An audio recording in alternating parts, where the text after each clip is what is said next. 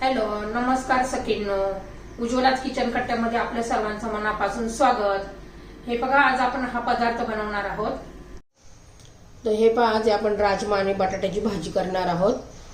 तर मी कुकरला लावून घेतले होते 2 शिट्ट्यामध्ये एक बटाटा आणि हा राजमा छान असा शिजून घेतलेला आहे मीठ टाकून. तर त्यासाठी लागणारा मसाला आपल्याला करायचा आहे. त्यासाठी मी खोबरं घेतलेलं आहे, लसूण घेतलेला आहे आणि 1 इंच आल्याचा तुकडा घेतलेला आहे. तो कट करून घेतला.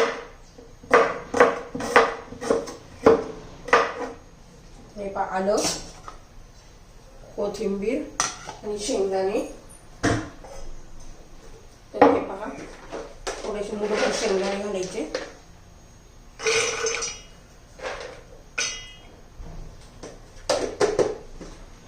शेंगदाणे घातलेले भांड्यामध्ये मिक्सरच्या.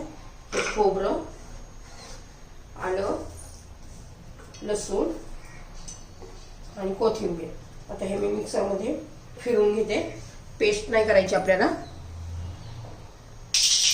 हे पहा, हे वाटण करून घेतलेलं आहे. पहा, असं करायचं, एकदम पेस्ट नाही करायची. पाणी न घालता मी मोठं दरदर असं करून घेतलेलं आहे. हा बटाटा आहे ना, तुकडे नाही करायचे आपल्याला, असं कुस करून घ्यायचं आहे.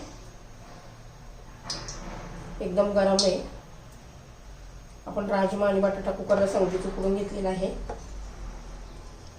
पहा, आता कढईमध्ये मी तेल गरम करण्यासाठी ठेवलेलं आहे. तेल गरम झालेलं आहे. त्याच्यात मोहरी घातली अर्धा चमचा, जिरं घातलं अर्धा चमचा, हिंग घातलं चिमूटभर. आता त्याच्यात आपले मसाले घालून घ्यायचे आहे. हा माझा होममेड मसाला 1 चमचा, हळद घातली थोडीशी, आणि हा जो माझा मसाला आहे फाल्गुनी कोल्हापुरी चिकन मसाला, एकदम भारी टेस्ट आहे याला. तो घालू आपण एखादा चमचा.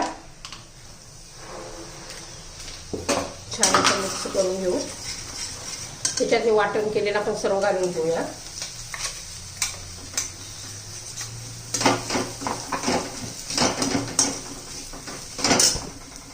छान असं परतून घ्यायचं आहे, कारण खोबरं आणि शेंगदाणे आपण कच्चे घातलेले आहेत, त्यामुळे चांगल्या तेलामध्ये परतून घ्यायचे.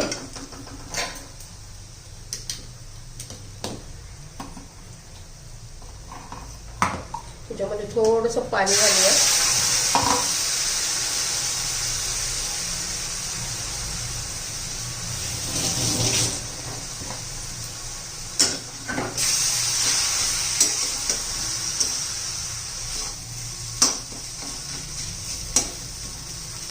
एक 2 मिनिटं चांगलं परतून घेऊया. असं म्हणजे शेंगदा खोबऱ्याचा कच्चेपणा जाईल.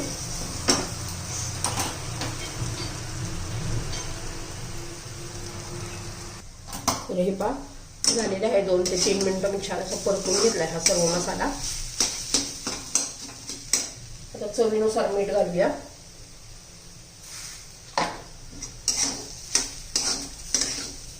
मीठ आपण ऑलरेडी पहिलं जे राजमा शिजवला कुकरला लावला तर तेव्हा पण थोडंसं मीठ घातलं होतं, त्यानुसार मीठ घालायचंय.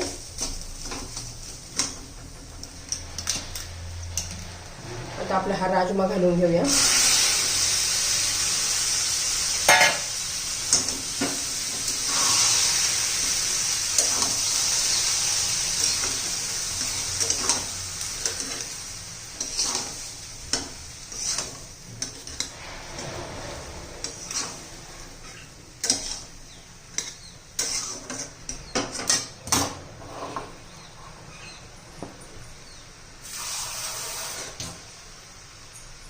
थोडंसं गरम पाणी घालूया.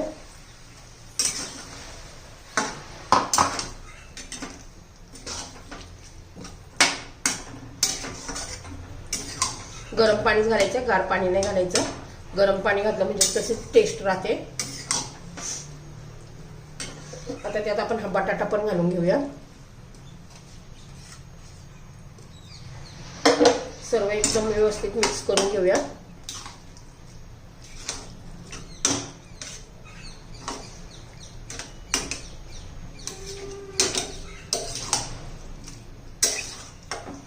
हे पण सर्व व्यवस्थित मिक्स झालेलं आहे.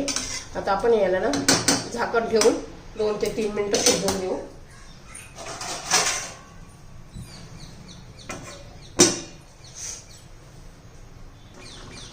तर हे 2-3 मिनिटं झालेली आहे. छान अशी उकळी आलेली आहे.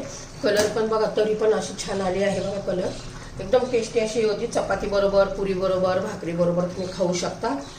एक नंबर हा राजमा तयार झालेला आहे पहा. मस्त असा चपाती बरोबर खाऊ शकता.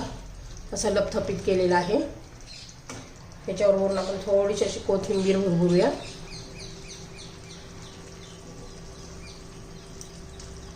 तर तुम्हाला ही रेसिपी जर आवडली राजम्याची तर लाईक, शेअर आणि सबस्क्राईब नक्की करा. म्हणजे तुम्हाला रोजचे नवीन रेसिपीचे व्हिडिओ पाहायला मिळतील. तर आपला हा राजमा तयार झालेला आहे.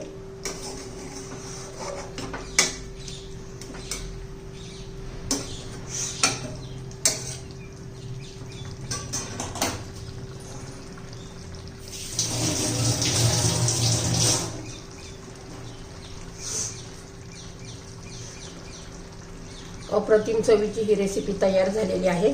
तुम्ही नक्की एकदा ट्राय करून बघा.